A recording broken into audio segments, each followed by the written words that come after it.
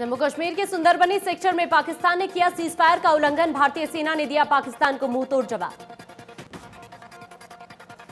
कृषि अध्यादेशों के खिलाफ सीएम कैप्टन अमरिंदर सिंह ने राज्यपाल को ज्ञापन सौंपा। पंजाब सरकार ने प्रदर्शन के लिए किसानों के खिलाफ दर्ज एफआईआर वापस लेने की भी घोषणा की। कृषि अध्यादेशों के विरोध पर बीजेपी के राष्ट्रीय अध्यक्ष जेपी नड्डा का बयान। कहा, कांग्रेस पहले समर्थन में थी, अब राजनीति कर रही। नड्डा ने कहा, कृषि क्षेत्र में निवेश को बढ़ाने में ये तीनों बिल बहुत महत्वपूर्ण और लाभकारी हैं। देश में 24 घंटे में सामने आए 91,000 से ज्यादा कोरोना केस, 1,283 मरीजों की मौत। संक्रमितों की संख्या 50 लाख के पार। एक्टिव केसेस 9,96,000 से ज्यादा।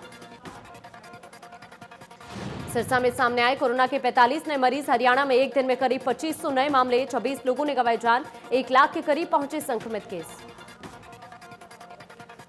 रतिया में तेजी से बढ़ रहे कोरोना मामलों को लेकर प्रशासन ने कड़े कदम उठाए। गत्ता फैक्ट्री में 81 मजदूरों की कोरोना रिपोर्ट पॉजिटिव आने के बाद स्वास्थ्य विभाग में हड़कंप मच गया। सभी मरीजों को फैक्ट्री के कमरों में क्वारंटीन किया गया। सी और डी ग्रुप के 50% कर्मचारियों को ही दफ्तर बुलाने का निर्देश। हेड ऑफ डिपार्टमेंट बनाएंगे वीकली रोस्टर। फाइलों का मूवमेंट कम से कम होगा और मीटिंग वीडियो कॉन्फ्रेंसिंग के जरिए होगी। कल चंडीगढ़ में कांग्रेस प्रदेश प्रभारी विवेक बंसल ने बुलाई अहम बैठक। विधानसभा और लोकसभा चुनाव के उम्मीदवार भी होंगे शामिल। हुड्डा, सैलजा और किरण चौधरी समेत सुरजेवाला भी रहेंगे मौजूद। रौंडा की नई अनाज मंडी में पूर्व सीएम भूपेंद्र सिंह हुड्डा किसानों, आढ़तियों और मजदूरों से मिले। हुड्डा ने कहा कि तीनों अध्यादेशों से कृषि व्यवस्था और मंडियां खत्म हो जाएंगी। धान की सरकारी खरीद की नीति को राइस मिलर्स स्वीकार नहीं करेंगे। राहुल गांधी के केंद्र पर निशाने को लेकर विज ने पलटवार करते हुए कांग्रेस को चीन का पक्षधर करार दिया। विज ने कहा कि सरकार ने सदन में देश का पक्ष रखा है और कांग्रेस हमेशा चीन के पक्ष की बात करती है। गुरुग्राम में नगर निगम अवैध निर्माण करने वालों के खिलाफ कार्रवाई करने की तैयारी कर रहा है। चीफ टाउन प्लानर ने चेतावनी देते हुए कहा कि हरियाणा बिल्डिंग कोड के मुताबिक जो भी बिल्डिंग नहीं बनी है उनके खिलाफ जल्द ही तोड़फोड़ और सीलिंग की कार्रवाई की जाए। फरीदाबाद में अवैध निर्माण पर नगर निगम की कार्रवाई लगातार जारी है। निगम के कर्मचारियों ने कार्रवाई करते हुए आधा दर्जन अवैध निर्माणों को ध्वस्त कर दिया है, जिसमें 3 दुकानें, एक बेसमेंट के साथ साथ एक बहुमंजिला इमारत शामिल है। फरीदाबाद में 26 गांव को निगम में शामिल किए जाने को लेकर लगातार ग्रामीण विरोध कर रहे हैं। इसी कड़ी में 26 गांव के मौजूदा लोगों ने फरीदाबाद के गांव नीमका में पंचायत का आयोजन किया।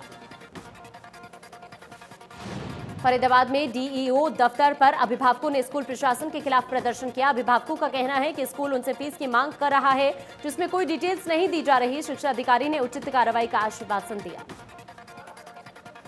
कोरोना संकट के चलते अंबाला से चंडीगढ़ के लिए बंद हुई रोडवेज की बस सेवा फिर से शुरू हो गई है। परिवहन विभाग के नए आदेश के तहत अंबाला से चंडीगढ़ के लिए 4 बसें रवाना हुई।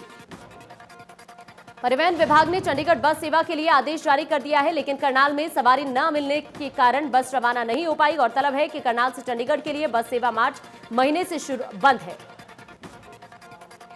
उगलाना में सफेद मक्खी से किसानों के नरमा की फसल नष्ट हो चुकी है, जिसको लेकर किसान बार बार धरना प्रदर्शन करके गिरदावरी करवाकर मुआवजे की मांग कर रहे थे।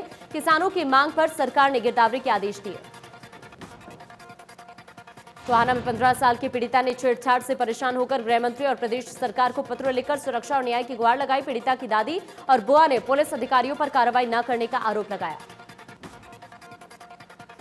धानोखेड़ी धनोरा रोड के बीच ड्रेन से करीब 24 साल के व्यक्ति का शव मिला, जिसकी सूचना राहगीरों ने पुलिस को दी। सूचना मिलने के बाद पुलिस मौके पर पहुंची और शव को पोस्टमार्टम के लिए भिजवाया। फरीदाबाद के सेक्टर 58 में कंपनी की तीसरी मंजिल से गिरकर संदिग्ध परिस्थितियों में एक कर्मचारी की मौत हो गई। कर्मचारी की मौत के बाद पुलिस मौके पर पहुंची और मौके का जायजा लिया। यमुनानगर में स्पेशल स्टाफ ने गिरोह के 2 सदस्यों को कार समेत काबू कर लिया। उनके कब्जे से भारी मात्रा में नशीले इंजेक्शन और कैप्सूल बरामद किए गए हैं। ये गिरोह लंबे समय से इस इलाके में सक्रिय था और एक सूचना के आधार पर एसटीएफ ने इस गिरोह के 2 सदस्यों को काबू किया। रेवाड़ी में पुलिस की सीआईए टीम ने करीब 1.5 लाख रुपए की स्मैक के साथ 3 आरोपियों को दबोचा। तीनों आरोपी पश्चिम बंगाल के रहने वाले हैं। पुलिस को पूछताछ में बताया गया कि वो अपने सेवन के लिए स्मैक ला रहे थे। हिसार में 2 अलग अलग हादसों में 4 लोगों की मौत हो गई, जबकि 5 लोग बुरी तरह से घायल हो गए। पहला हादसा हिसार कैंट इलाके में हुआ, जहां सड़क पर जा रहे पति पत्नी और 2 युवकों को कुचल दिया गया, जिससे रिटायर्ड फौजी और उसकी पत्नी की मौके पर मौत हो गई और 2 बच्चे गंभीर रूप से घायल हो गए। यमुनानगर में दिल दहला देने वाला सड़क हादसा सामने आया, जहां एक निजी बस ने एक महिला को कुचल दिया। चश्मदीदों ने बताया कि बस महिला की टांगों पर चढ़ गई। फिलहाल महिला की स्थिति गंभीर बनी हुई है।